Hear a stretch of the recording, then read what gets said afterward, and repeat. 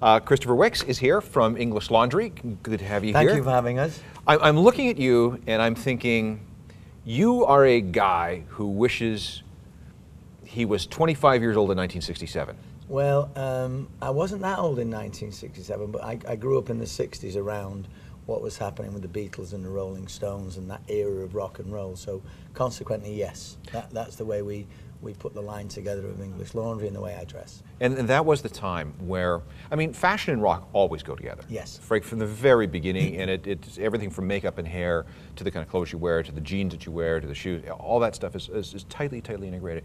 But it was in England, the cool Britannia, the swinging London era, in 66, 67, 68, that things really began to mesh as far as rock and roll was concerned, wasn't it? Yeah, it was right before the burgeoning of flower power, 70s through the early 70s, through the late 70s. It went kind of, you know, a much more fancy dress in fashion. The period you're talking about, the actual 60s, was suits and tailored suits and Bond Street. Well, you had the Teddy Savile Boys. Row. Yeah, Teddy Boys were definitely before. That was the 50s, and then you know you had the early 60s. What you're talking about, the late 60s or mid 60s were mod, very mod, in the UK. But following the bands like the Who and the Beatles and the Rolling Stones.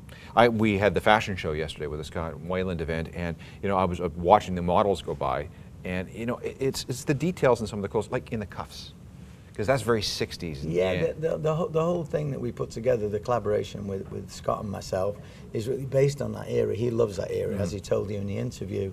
So the fabrics that we put forward to him for his selection when we're working on this, on the design of the product, is very that era. All the fabrics that we put together are actually early 60s to about mid 70s, taken from vintage clothing stores. What do you suppose the enduring appeal of that era is as far as fashion goes? I don't know. It keeps evolving and revolving. You keep seeing it over and over again. Again, it was a very tailored era. It was a very dressed era. So if somebody wants to actually wear a suit, even the people like Prada and Dolce & Gabbana, they always revert back to that period in their suitings, and even more so now with the slimmer fit and the slimmer silhouette, harks back to that mid 60s kind of dress up time. And Savile Row was back then. Savile Row was still pretty much for the people in the city, right? It was definitely a frumpier, older man phase, but people tended to want that classic English tailored look. You know, a lot of the early Stones footage, you know, you've got them in double-breasted suits or brilliant cashmere turtlenecks with a, you know, a bold pinstripe suit that Keith Richards often wore. Well, Keith Richards was big into this whole thing. You know, anything the Who wore. The Who were typically mod of the day. They kind of spread out from the Stones, and they actually infiltrated what would be their own angle of fashion design. Who else was big? I guess Roxy Music would have been a big one. Roxy Music a little bit later. They kind of came after. If I'm a little bit older than you, so I remember some of it. Roxy Music came really right after Flower Power. You know, maybe the very early 70s, but they were much dressier, very dressy band. Brian Ferry, the epitome of classic dress. Where does Bowie fit in all this? Bowie, that's a really good one, because David Bowie actually is one of Scott Weiland's icons of the day. He was very suited, and you know, the great white Duke or the slim white Duke era, that was all suits. So he was a dressy, very dressy person. Then he went to his, you know, Ziggy Stardust era and moved away from the suitings. But in those early days, he was wearing a dress for a while. Correct. Yeah, dresses were happening for him for a little while, as were with Mick Jagger in the early 70s. Mick Jagger in the Park, he did a concert in the Park for Brian Jones's, on the anniversary, or the time of Brian Jones's death, and he actually came on stage in the Park in London in a white woven ladies dress. I didn't know that. Watch it. It's a brilliant concert. So Scott Weiland has always been a very sharp guy. I've seen him and Stone Temple Pilots perform many times over the years, and you know, the guy's got the stage presence and the swagger and the style. I mean, he's just Did you see him play last night? He's fantastic. Yeah, brilliant. He did a brilliant interview with you, and he did a great set last night. And that the epitome of his style. He came out in a vest, a pair of pants, brilliant dress pants, English Laundry dress pants by Scott Weiland, I might add, and he had a killer vest. He usually wears a three-piece suit when he enters the stage. Last night it was sans the jacket, but yeah, he is the epitome of style. Even if you go and visit him in LA, You know, he's got killer jeans and a great T-shirt or a great woven. He's a very stylish person. Okay, I want to talk about it, but about the relationship with him and how that relationship managed to come together in the first place. Yeah. He's not an easy guy to get a hold of. No, he's a very tough person to get hold of. And I've got friends that are musicians in various rock bands, and they've either played with him or know him, and they've said that you probably won't get along with him because he wasn't known for his the sensitivity of timing. He was often late if he showed at all in some cases, and he'd be the first to say that. So consequently, I was very concerned. I realised how rock stars work, but he's been very gracious. He's always been there for us, and whenever we've had a meeting, he's actually showed up and done what he's had to do in the collaboration of design.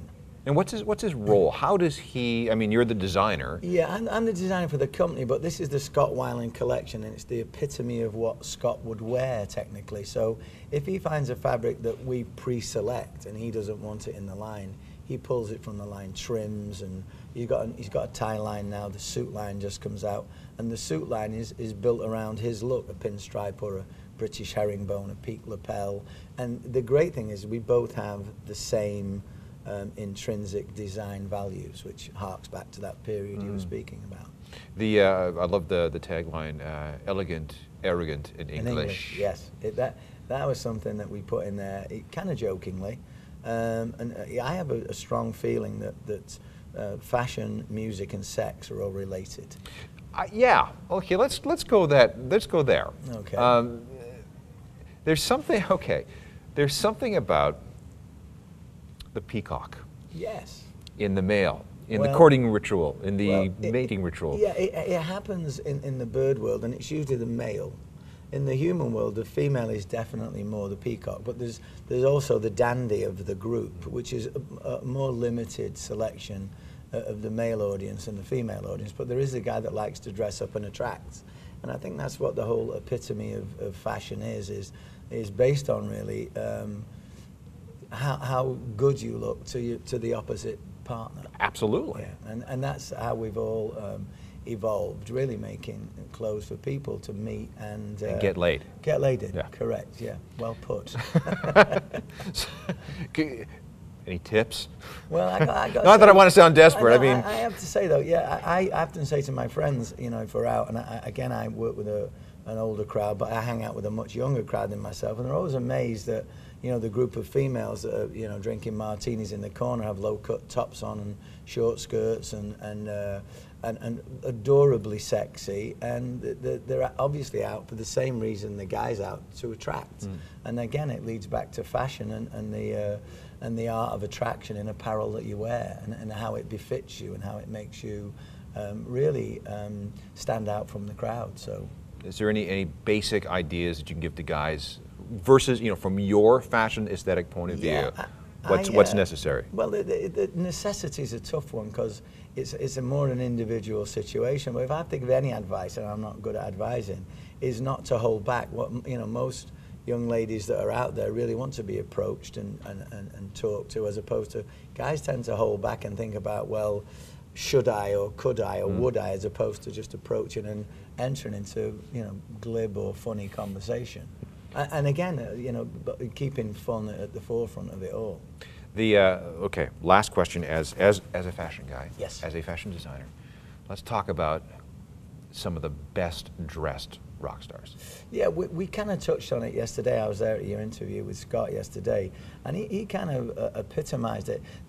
Again, it's eras. You know, in that 60s era, if you look at the classic bands of the era, you know, from the Beatles, the Rolling Stones, onto the Who, before they reached the hippie era, you know, it was classic English dress with a twist. And I honestly feel, you know, you go back to Elvis Presley, you know, he actually formed what would be fashion because he actually stood out from the crowd with his, you know, gold lame jackets. And that actually gave a demographic. There was no demographic prior to Elvis. The young man wore what his father wore. Yeah, he had the hat, he had the suit, he had the tie. You know, the kids, you know, they went to church on Sunday, and they all, you know, it just was a small adult male, but he was a, you know, boy. And from Elvis Presley, who was, I believe, one of the best dressed of his era, if we're talking about best dressed people, it evolved, and then from that you got the English classic or the American classic rockers, and it formed a fashion. Scott touched on it yesterday with with grunge, you know, or hip hop or whatever.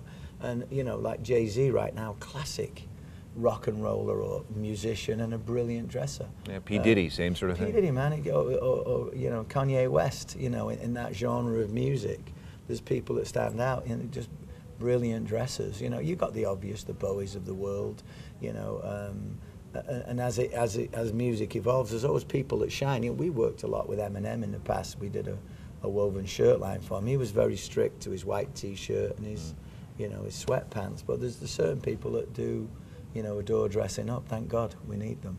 Yeah, and again, I mean, it's all about style. Yeah, very much so. And without style, I mean, it gets kind of boring. Well, style and music, you know, as you put them both together, it's definitely an exciting grouping that's happening again. The people are dressing up again. People are definitely. Well, that's interesting because it happens. We go through these eras where let's go back. Okay, '80s was completely over the top, the rebirth of the glam metal thing. Spandex and glam. Big hair and all that. And then there was that snap back to grunge where everybody went on stage wearing... Well, the snap from that glam revolt was really punk, which was the total reverse of anything contrived. It was just whatever was on the floor or in the closet that people wore. And then it evolved back to a dressier period. But through that time, excuse me, cutting in was the rocks and music. Yeah. The whole thing, yeah. Yeah, and then, you know, now we have, you know, guys like Jack White who understand aesthetics. Yeah, very much so. And you know, I don't know if you know this, but his roadies all dress in black suits, and they all have hats, and you can tell the roadies between Jack's bands by the color of feather that they wear in their hat. Get away. I think he's brilliant in everything he does. I think he's one of the new vein of musician who actually puts the aesthetic look of apparel or the look of what he's wearing into his band. I mean, again, I think he's one of the leaders of it. A good one to touch on. And yeah, and that thread goes through everything he does. Everything is integrated too. Yeah. Well, thanks for taking the time and coming up from LA here. Pleasure. It was a great time with Scott yesterday, and it was, of course, the show last night, and we got the stuff and the shirts. And sure looks great on you, pal. It does, doesn't it? I appreciate it. Thank you very much. Thanks very much. Explore Music wears English Laundry apparel.